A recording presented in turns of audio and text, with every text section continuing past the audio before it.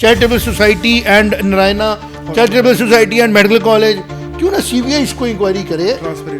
Transparency CBI का authenticate है और आज ये सिचुएशन है कि उसकी इनकम का बहुत बड़ा सोर्स जो है वो इस तरफ जा रहा है और फिर वो फैसिलिटेट उसमें किसको कर रहा है जो शायद उस में बिलीफ ही नहीं रखते।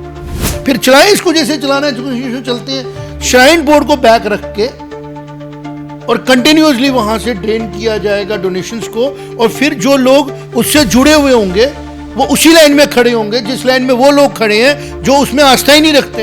अगर इस्लामिक यूनिवर्सिटी में लैंड के जो डोनर्स हैं या जिनसे खरीदी गई उनके लिए रिजर्वेशन है, ये कौन सा सुपर मेडिकल कॉलेज आ गया जिसके लिए रिजर्वेशन ही रखी गई। नमस्कार, द अर्थ न्यूज़ की एक खास पेशकश सत्य संग में आप सब लोगों का स्वागत है। हम जिस प्रकार से पिछले कुछ दिनों में आपके सामने एक नई तस्वीर लेके आ रहे हैं, एक ऐसी प्रॉब्लम की जिसकी जो जड़ 1998 के एक असेंबली के एक्ट में थी, जो श्री माता वैष्णो देवी यूनिवर्सिटी और जो उसके अलाइड मेडिकल कॉलेज का इशू है। हमने इसके काफ़ी सच आपके सामने उजागर किए और आज एक नया डायमेंशन आपको इस प्रॉब्लम का दिखाने के लिए मैं अपने स्टूडियो में स्वागत करता हूँ श्री शिवांग सत्यगुप्ता जी का, जो हमारे एडिटर इन चीफ भी है। शिवांग जी, आपका स्वागत है। जय माता दी। जी, जय माता दी। तो जैसे कि मैं बता रहा था कि हम आपके लिए, दर्शकों के लिए सिलसिलेवार तरीके से एक नए खुलासे लगभग डेली करते आ रहे हैं। इसी श्रृंखला में आगे चल के हम आज भी आपके समक्ष पेश हुए हैं। जिस तरीके से कि शहर का माहौल थोड़ा सा गर्म है, जम्मू शहर का, और एक एजिटेशन के लिए कहा गया है कि एक एजिटेशन शुरू होगी अगले 2 दिनों के अंदर अंदर, और एक माहौल जो है एक ज्वलनशील बनता जा रहा है। तो शिवांग जी, मैं आपके सामने ये एक सवाल रखना चाहूँगा कि ये जो माहौल बन रहा है, क्या सरकार को या एलजी एडमिनिस्ट्रेशन को इसका थोड़ा गहराई से संज्ञान अब लेना चाहिए कि नहीं? रवीश, पहले तो ये बात समझनी है, और ये सब ने जो हम भी हमारे फॉलो कर रहे हैं और नॉलेज ले रहे हैं सब्जेक्ट के बारे में, कि ये एक टेक्निकल इशू है, ये पॉलिटिकल इशू नहीं है, ये किसी पॉलिटिकल पार्टी का एजेंडा नहीं है। ये मैटर है एक श्राइन की व्यवस्था का, उसके साथ जुड़े हुए इंस्टीट्यूशंस का, और उन इंस्टीट्यूशंस को किस तरीके से काम करना चाहिए उसका जी। और हमारा मीडिया हाउस होने के तौर पे यही काम है कि जो फैक्ट्स हों वो हम लोग पब्लिक में लाएं, और वो फैक्ट्स जो हैं वो सही क्वार्टर्स तक पहुँचे और जस्टिस हो, और चीज़ें जो हैं वो स्ट्रक्चर्ड तरीके से चले। जब भी कहीं इनजस्टिस होता है, मैं अक्सर कहता हूँ, उसी वजह से विवाद होता है, और फिर वो विवाद जो है वो अल्टीमेटली पब्लिक ऑर्डर को डिस्टर्ब करता है। आज जहाँ तक हम देख पा रहे हैं, जिस तरीके से संघर्ष समिति का आज एक मैसेज आया है जम्मू के लोगों के लिए, पूरे भारत के लिए, कि अब टाइम आ गया है कि हमें सड़कों पे आके बात करनी पड़ेगी। क्यों करनी पड़ेगी? क्योंकि मैटर शुरू हुआ गलत तरीके से, जो से एडमिशन्स का जो मेडिकल कॉलेज जिस तरीके से आया, गलत तरीके से उसलिए कहा गया क्योंकि अनफेयर लगना शुरू हो गया पूरा लिस्ट देख के, अनफेयर। और ये कोई बड़ी बात नहीं है, जम्मू कश्मीर में मैनिपुलेशनों का दौर हमेशा से चला, और अभी भी जब आप गहराई में जाओगे इसकी जड़ें भी आपको कश्मीर में दिखेंगी। कश्मीर में जो लोग बैठे हैं वो अभी तक बाहर नहीं आ पा रहे हैं कि हमें एक्सप्लॉइट नहीं करना है किसी को, ना ही हम लोगों को किसी को यूज़ करना है, और फिर जब कहीं में हम एक्सपोज होने लगें तो हमने एक मुखौटा पहन लेना कि हम तो भाई पीड़ित है। जैसे आप जोड़ पाएंगे, जब आपके पेरेंट्स, आपकी फैमिली है अनंतनाग से माइग्रेट हुई, फिर भी पीड़ित कश्मीरी ने कहा हम है।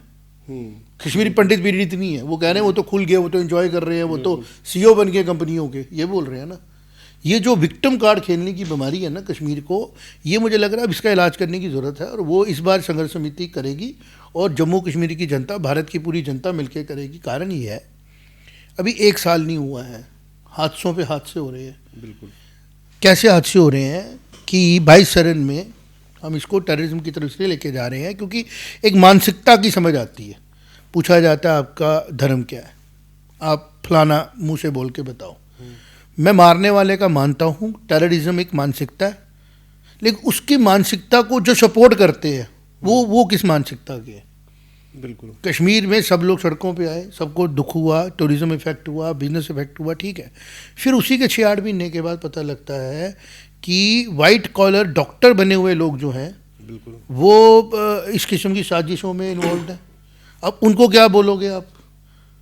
अब उनकी तरफ आपका क्या रुझान होगा? अब तीसरी बात, एक श्राइन जो श्राइन भक्ति की जगह है, प्योरली पूजा पाठ की जगह है, कॉन्स्टिट्यूशन का उसको लेके कोई भी ऐसा स्टैंड नहीं है कि वो किसी ऐसी कॉन्स्टिट्यूशन की ऑब्लिगेशन के अंडर काम कर रही है जिसके लिए उसको एक्सेस सबको ही देना ज़रूरी है। वो एक आस्था की जगह है, वो पूजा पाठ की जगह है, वो श्रद्धा की जगह, वो डाइटी है। वो एक ऐसी जगह है जहाँ एक डाइटी है, जहाँ एक देवी है, जहाँ देवी की पूजा आराधना शास्त्र विधि के हिसाब से होनी है, जिस शास्त्रों की बात भारत की सभ्यता में इनग्रेड है, है ना। तो उस श्राइन की रख रखाव के लिए 1988 में फैसला लिया गया कि हम इसको एक ऑटोनोमस बोर्ड बनाएंगे। बोर्ड का मतलब होगा जिसके अंदर वॉलंटियर लोग आएंगे और बोर्ड मेंबर बनेंगे, और उसके ऊपर हमारे गवर्नर साहब उसका ध्यान रखेंगे ताकि किसी किस्म का भी वहाँ पे ऐसा काम ना हो, फेवरेटिज्म हो, या कोई उस पैसे का मिसयूज करे, या वहाँ का जो एरिया है उसको कोई डिस्टर्ब करे, कहीं कंजशन ना हो जाए। जैसे आपने आम देखा पूरे भारत में जितनी भी हमारे पूजा के स्थान है वहाँ छोटी छोटी दुकानें बन गई, डेवलपमेंट हो गई, उसको ठीक करने के लिए एक व्यवस्था बनाई जाए और उस व्यवस्था की रख रखाव गवर्नर हाउस से हो। जैसे ही वो बना, आपको पता ही है जम्मू कश्मीर में पॉलिटिकल हालात कैसे थे, गवर्नमेंटें आ रही हैं जा रही हैं, अलगाववाद है, सेपरेटिज्म है, लेकिन ये श्राइन किसी तरीके से 88 से चलते चलते पहुंच गई 2000 तक, 12 साल में। लेकिन 12 साल में ये श्राइन बहुत डेवलप कर जाती है, और डेवलप करने की वजह से इसके अंदर सरप्लस नहीं, एक अच्छा अमाउंट डोनेशन का जमा हो जाता है। फिर इस पे शायद नज़र पड़ती है किसी की, फिर उस नज़र की वजह से चीज़ें जो हैं वो चेंज करनी पड़ती है। इसमें मैं इनकम टैक्स को भी देखूंगा। इनकम टैक्स में भी कुछ क्लॉजेज हैं कि जो आपके श्राइन्स हैं उसको कैसे हैंडल करना है, तो किसने ध्यान नहीं दिया और मुद्दों पे ध्यान नहीं था। तो उस चीज़ का कहीं ना कहीं पे एक तो ना जैसे एक सोच आ गई, भाई ठीक है हमारे पास ताकत है, तो एन एन वोरा साहब आगे इंटरलोक्यूटर, और गिरीश चंद्र सक्सेना जी तो गवर्नर थे, लेकिन उनका मेन उस टाइम इशू था सिक्योरिटी इश्यूज को हैंडल करना। उनके लिए एक बड़ा आस्था की जगह थी। मेरे ख्याल में वोरा साहब की, मुझे आस्था का नहीं पता कि उनका माइंड कैसा था रिलीजियस प्लेसेस के लिए, बट जो समझ में आता है कि शायद वो लोग इसको एज ए एडमिनिस्ट्रेटिव वर्क ले रहे थे कि काम आ गया, कौन आ रहा है, कौन जा रहा है, तनख्वाह दे दो, सिस्टम दे दो, तो उनको विचार आ गया होगा। लेकिन फारूक अब्दुल्ला साहब उस टाइम चीफ मिनिस्टर थे, बिल्कुल, और कैबिनेट में जो थी उनकी अच्छी खासी स्पेस थी, तो कहीं ना कहीं से कोई रूट मूट हुआ, कोई रास्ता आया कि चलो यूनिवर्सिटी बना देते हैं। तो वो उन्होंने देखना चाहिए था कि श्राइन का काम है यूनिवर्सिटी बनाना, बिल्कुल, या श्राइन अभी डेवलप करे, वहाँ पे और ज़्यादा अच्छे बिल्डिंग्स बनाए, वहाँ पे यात्रियों को ठहरने की जगह बनाए, और बड़े काम थे श्राइन के जो श्राइन बोर्ड को करना चाहिए थे। लेकिन चलो उन्होंने यूनिवर्सिटी बना दी, और फिर अल्टीमेटली उसको एक स्टेट यूनिवर्सिटी बना दिया कि पैसा लगाएगा एक बोर्ड और उसका टाइटल होगा स्टेट का। यहाँ तक भी समझ में आता है। चलो जी ठीक है, नई लोगों ने ध्यान दिया, क्योंकि एक बड़ा वर्ग है जो विश्वास करता है, जो पॉलिटिकली ज़्यादा निटिंग नहीं करता है, वो है भारत की सभ्यता को मानने वाला वर्ग। बिल्कुल, जो हमेशा धोखा खाने में बिलीव रखता है, धोखा देने में बिलीव नहीं करता है। और वही हुआ, धोखा खाया। कैसे धोखा खाया कि जो श्राइन बोर्ड का काम था कि यात्रियों की फैसिलिटी के लिए सोचा जाए, वो श्राइन बोर्ड एडवेंचरस होना शुरू हो गया। एज ए बोर्ड में बुरी बात नहीं, कोई ना कोई मेंबर आ जाते हैं, कोई स्ट्रांग लोग आ गए। सिन्हा साहब बीच में आए, उनका मैं टेन्योर ज़्यादा नहीं खंगाल पा रहा हूँ, लेकिन जो मेजर इसमें रोल प्ले हुआ, क्योंकि गवर्नर रहे 10 साल यहाँ पे एन एन वोरा, काफ़ी लंबा टाइम गुजारा उन्होंने, और ये मेन चीज़ें जो हुई हैं वोरा साहब के टाइम पे हुई हैं। और उसके बाद सरकारें रही, चीफ मिनिस्टर साहब के साथ गवर्नर हाउस को कोऑर्डिनेट करके चलना है। ऐसा नहीं कि गवर्नर हाउस आइसोलेट हो जाए। उनका क्या विचार है श्राइन को लेके, श्राइन के पैसे को लेके, डेवलपमेंट को लेके। देखिए उमर अब्दुल्ला साहब जो बात कर रहे हैं, सड़कों पे तो हम लोगों को आना पड़ेगा ना। उमर अब्दुल्ला साहब कैसे कह सकते हैं कि हमारी ज़मीन वापस दे दो, जबकि उन्होंने ज़मीनें उतनी दी हैं नहीं दी, उनका प्रूफ नहीं है। दूसरा, श्राइन को पैसा देना शुरू किया उन्होंने 17-18 में, 16-17 में। उसके श्राइन, वो भी यूनिवर्सिटी को, स्टेट यूनिवर्सिटी को भी 10 साल पैसा नहीं दिया। तो हम तो ये बोलेंगे कि जितना पैसा भी श्राइन बोर्ड ने लगाया था स्टेट यूनिवर्सिटी पे, पहले वो हमें वापस कर दो आप, श्राइन बोर्ड को। हम इसलिए बोल रहे हैं, हम उसके रजिस्टर्ड डोनर्स हैं। मैं इसलिए बोल रहा हूँ, हम उसके रजिस्टर्ड डोनर्स हैं, हमारा हक बनता है। हम माता रानी के आशीर्वाद के साथ चलते हैं, हमारा हक बनता है। हम बोलेंगे जी गवर्नमेंट ने नहीं दिया था, आप हमें पहले जितना हमने लगाया वो दे दो, फिर स्टेट को स्टेट यूनिवर्सिटी के तौर पे आप लो, और फिर इसमें वो लोग कानून लगाएंगे। लेकिन अब ये चीज़ें जो सारी हैं ना, ये बड़ी आगे जा चुकी हैं। आगे इसलिए जा चुकी हैं क्योंकि 2009 में हमें पता लगा कि एक और इन्होंने सोसाइटी बनाई, और अनफॉर्चुनेट बात क्या है रविश, अब पता लग रहा है कि 2009 में भी वो नहीं बनी थी, 2016 में भी बनी, वो 2020 में बनी है। मैं इसको रिपीट करके बोलूँगा, जिस हम मेडिकल कॉलेज की बात कर रहे हैं, जिस नर्सिंग कॉलेज की बात कर रहे हैं, जिस नारायणा हॉस्पिटल की सोसाइटी के साथ कोलैबोरेशन की बात कर रहे हैं, वो जो सोसाइटी है श्री माता वैष्णो देवी चैरिटेबल सोसाइटी, वो 2020 में रजिस्टर्ड हुई है। और मेरे जो सोर्सेज बता रहे हैं कि श्री माता वैष्णो देवी जो ये सोसाइटी बनाई गई, ये एक ही दिन में अप्लाई हुई, एक ही दिन में इसको रजिस्ट्रेशन मिल गई। जबकि जो श्राइन बोर्ड की हमारी कोई भी हमारी सोसाइटी बनानी, उसमें मिनिमम 8 मेंबर होने चाहिए, डॉक्यूमेंटेशन होता है, डॉक्यूमेंट CID वेरिफिकेशन होती है पहले। राइट। लेकिन चूंकि ये लोग सारे हाई ऑफिसर्स थे, तो चलो मिल गई, यहाँ तक भी समझ आता है। लेकिन एक हैरानगी की बात हुई कि पिछले 5 सालों में उन्होंने अपनी audit report registrar of societies को जमा ही नहीं कराई है, जबकि इनको मैंडेटरी है अपनी फाइनेंशियल ऑडिट रिपोर्ट जमा कराना। तो जिसका मैं इशारा पिछले कुछ दिनों से कर रहा था कि एक ज़रूरत है कि पूरे फाइनेंसिस का ऑडिट किया जाए इंडिपेंडेंटली। और पिछले जितने सालों से ये बोर्ड गवर्नमेंट, पॉपुलर गवर्नमेंटों के अंडर रहा, जितने सालों से, चाहे वो 96 की सरकार हो, चाहे वो 2002 से लेके 2008 तक की सरकार हो, चाहे 2008 से लेके 2014 तक की सरकार हो, ठीक है जी, और फिर चाहे 14 से लेके 19 तक की सरकार हो, जितनी टाइम तक गवर्नर हाउस और ये जॉइंटली चीफ मिनिस्टर हाउस ने इस बोर्ड को देखा है, समझा है, उनके सबके फाइनेंशियल ऑडिट करने की ज़रूरत है। क्योंकि पता नहीं क्यों लग रहा है कि कुछ ज़्यादा ही इसमें फाइनेंशियल जिसको बोलते हैं ना कि धांधलियां या कुछ मिसमैनेजमेंट हुई है। हम इसको देखें, हम बड़े रिस्पॉन्सिबल अखबार चलाते हैं, हाँ, ट्रांसपेरेंसी नहीं है, ओपेक है, और अपॉर्चुनिटी का पूरा फ़ायदा उठाने की शायद कुछ लोगों ने कोशिश की है। देखिए ना, एक हॉस्पिटल को लाया गया, फिर उसके ऊपर उसको घाटे को पूरे करने के लिए पैसे दिए गए, फिर एक मेडिकल कॉलेज ले आए, मेडिकल कॉलेज को प्राइवेट बना दिया, फिर उसमें परचेजिंग हुई होंगी, प्राइवेट कॉलेज RTI के अंडर नहीं आता है। फिर हैरानगी की बात है, एक सोसाइटी आ गई जो 2020 में रजिस्टर हो रही है, जो आज कह रहे हैं ये जो नर्सिंग कॉलेज है ये सोसाइटी का है। कॉलेज 2016 में आ रहा है, सोसाइटी 2020 में आ रही है। तो 2016 से लेकर 2020 तक कॉलेज का कौन था ओनर? बोर्ड था। अगर बोर्ड था तो बोर्ड को क्या जरूरत पड़ी थी कॉलेज सोसाइटी को देने की?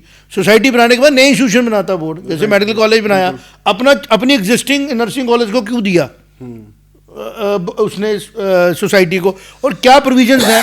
नर्सिंग काउंसिल को भी इसमें इंटरफेयर करना पड़ेगा कि कैसे नर्सिंग काउंसिल ने पहले श्राइन बोर्ड को दिया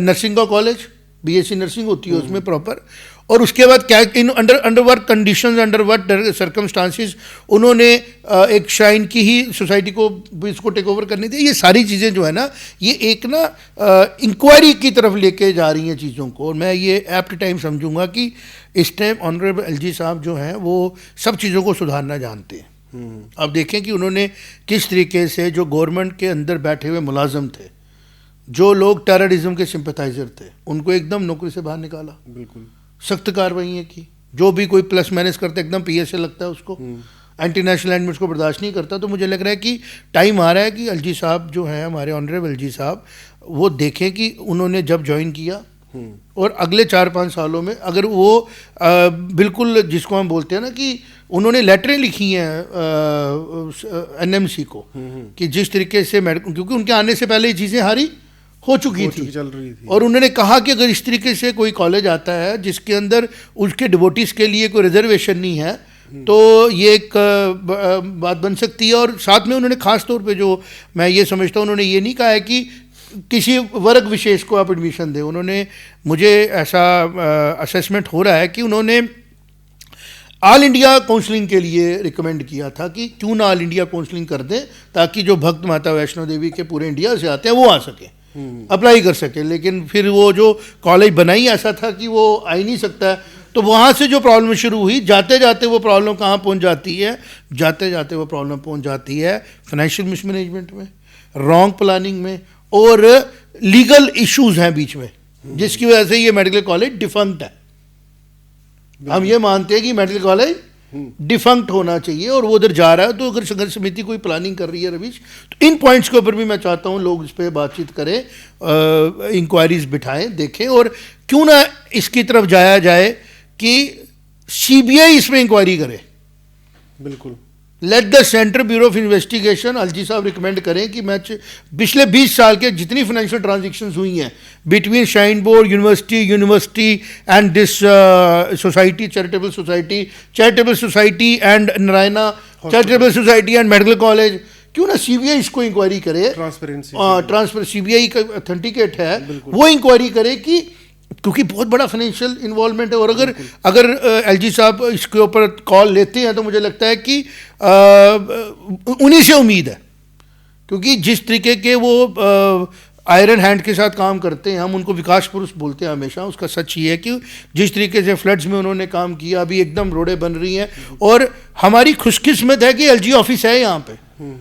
अगर कहीं ये फुल फ्लैश स्टेट आज होती तो मुझे लगता है कि सुनवाई नहीं थी कहीं पे। बिल्कुल, जिस तरीके से बयान सुनने को मिल रहे हैं, जिस तरीके से उमर अब्दुल्ला साहब बयान दे रहे हैं कि हमारा पैसा वापस कर दो जी, हमारा मतलब है कि अगर वहाँ पे एक जस्टिस हो, वहाँ पे जस्टिफाइड बात हो, तो उमर अब्दुल्ला दुखी हो जाएंगे। बिल्कुल, और अगर वहाँ पे इनजस्टिस हो तो ठीक है, वो कह रहे हैं जी, घर में मैं कह रहा हूँ ना, हमारे आप एपिसोड देखे, हमने क्लियर किया है कि मेरिट है या नहीं है। आज हमें और चीज़ें पता लग रही हैं, और जब हम देख रहे हैं नेट पे जो चीज़ इन्फॉर्मेशन अवेलेबल थी, जैसे हम खंगालते हैं वो गायब हो जाती है। तो इसका मतलब कुछ लोग हैं जो लोअर ऑफिसेज में हैं, जो चीज़ों को नीचे से मैनेज करते हैं, उनको या तो था ना, एक तरीका ये होता है कि ठीक है यार, मेडिकल कॉलेज गलती से आ गया, हमने उसको एक्सेप्ट करना है, और वो क्वैश कर, मुझे लगता है एनएमसी उसको क्वैश करेगी, because there are many legal grounds कि ये चैलेंज हो। रिजर्वेशन एक ग्राउंड है, बाईपास करना एक ग्राउंड है, सिर्फ ओपन मेरिट एडमिशन लेना एक ग्राउंड है, लेकिन ये भी एक ग्राउंड है कि जो सोसाइटी है वो जो लाई गई, उसकी ऑडिट्स नहीं 5 साल के दिए गए हैं रजिस्ट्रार ऑफ सोसाइटीज़ को, बिल्कुल, जिनका राइट बनता है हर साल। क्योंकि अगर ये एक ऐसी सोसाइटी है जो एक दिन में आ सकती है, तो फिर तो ये सोसाइटी मोस्ट ट्रांसपेरेंट, मोस्ट जिसके कंप्लायंसेस तो बिल्कुल एडवांस होने चाहिए, अगर वो कंप्लायंस ही नहीं कर रही है तो ये तो बड़ा मेरे ख्याल में ये तो इंक्वायरी का विषय। और जितना हम इसको डिले करेंगे, वो लोग उतना अपने आप को सेव करने की कोशिश करेंगे, जो इसमें जिनके वेस्टेड इंटरेस्ट इन्वॉल्व में बड़ी उसे।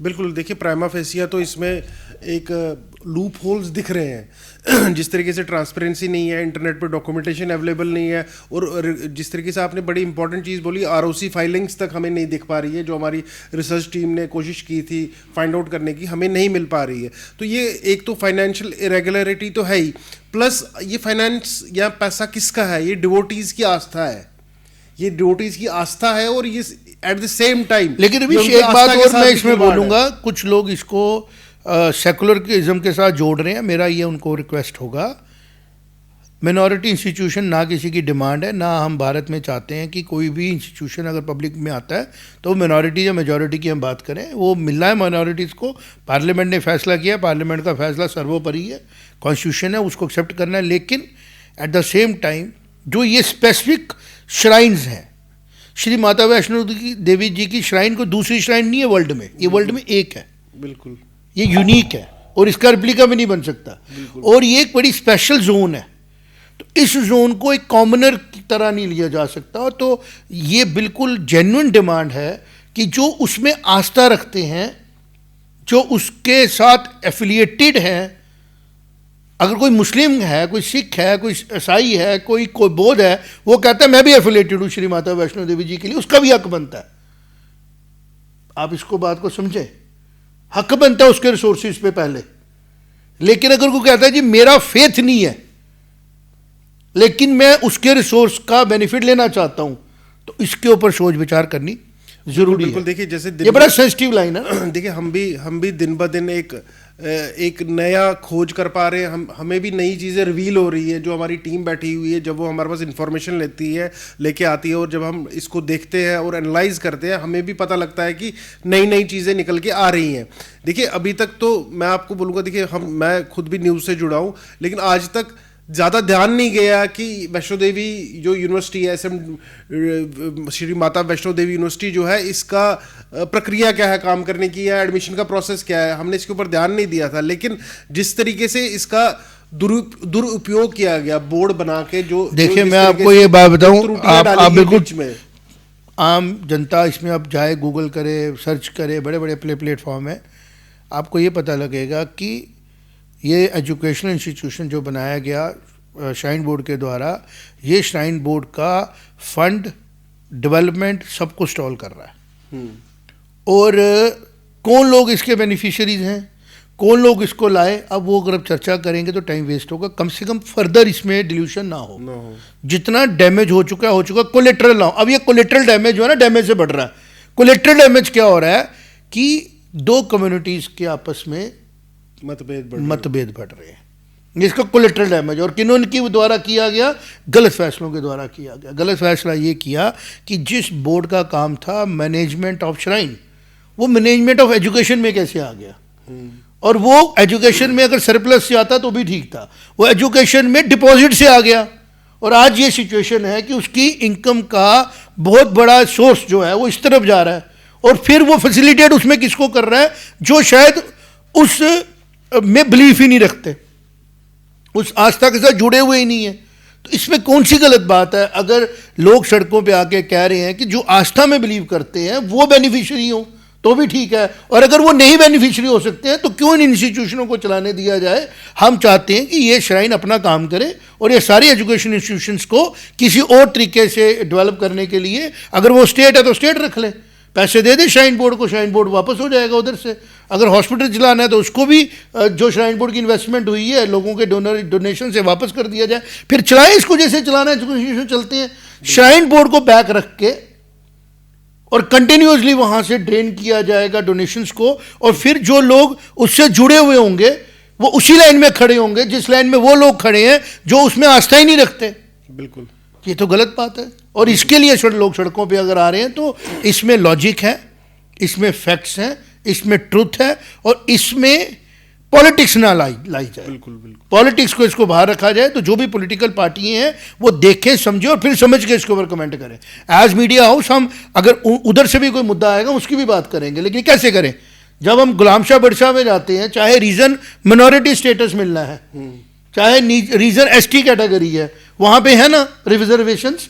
ये कौन से सुपर मेडिकल कॉलेज लेके आए थे कि यहां पे इन्होंने किसी के लिए कोई रिजर्वेशन नहीं दी? बिल्कुल।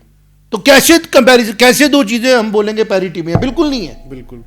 अगर इस्लामिक यूनिवर्सिटी में लैंड के जो डोनर्स हैं या जिनसे खरीदी गई उनके लिए रिजर्वेशन है, ये कौन सा सुपर मेडिकल कॉलेज आ गया जिसके लिए रिजर्वेशन नहीं रखी गई?